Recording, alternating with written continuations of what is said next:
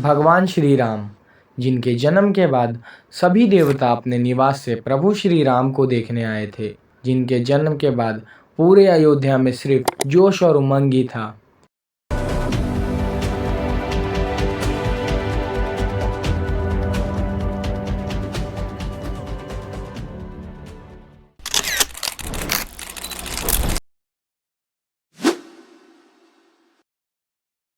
राजा दशरथ, जो एक धर्मी राजा थे, उनके मन में विचार आया कि उन्हें पुत्र की आवश्यकता है। इस बारे में बात करने के लिए ऋषि विश्वामित्र के पास गए और विश्वामित्र ने कहा कि आपके 4 पुत्र होंगे जो जगत में प्रसिद्ध होंगे।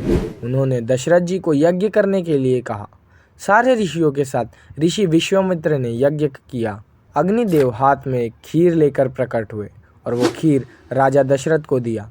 महल में जाकर राजा दशरथ ने खीर को कौशल्या, कैकेयी, सुमित्रा को खिला दिया।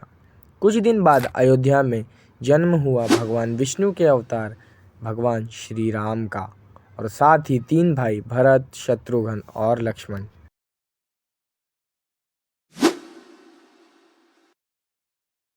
नीलकमल के भांति उनका शरीर नीला है, चरण उनके लाल है और पैर के नख कमल के पत्ते पर मोती के भांति शुद्ध है। रत्नों से युक्त मणियों के जैसी शोभा है उनकी। लाल लाल होठ है जिनके घुंघराले बाल हैं। भगवान के जन्म के बाद राजा दशरथ ने नामकरण के लिए ऋषि विश्वामित्र को बुलाया। उन्होंने कहा, ये जो आनंद के समुद्र है, जिनके कण से तीनों लोगों को सुख की प्राप्ति होती है, उनका नाम राम है। जो संसार का भरण पोषण करते हैं, उनका नाम भरत है। जिनके स्मरण से मात्र शत्रु का नाश हो जाए, वो शत्रुघ्न है। और जो शुभ लक्ष्मण के धाम है, उनका नाम लक्ष्मण है।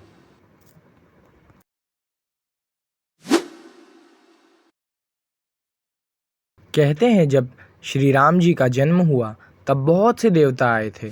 उन्हीं में से एक सूर्य देव थे। वेदों के मंत्रों का उच्चारण पूरे अयोध्या में गूंज रही थी और उनके लिए सुंदर गीत गाए जा रहे थे। उसी को सुनते सुनते सूर्य देव इतना मग्न हो गए कि अयोध्या में 1 महीने तक रात ही नहीं हुई।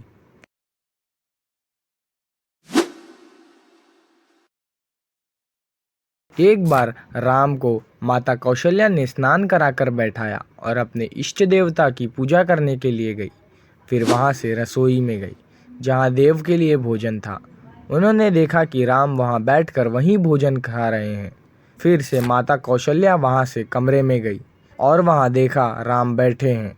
उन्होंने सोचा, ऐसे कैसे हो सकता है। प्रभु राम तभी वहां पे अपने दिव्य रूप में प्रकट हुए और माता कौशल्या को दर्शन दिया।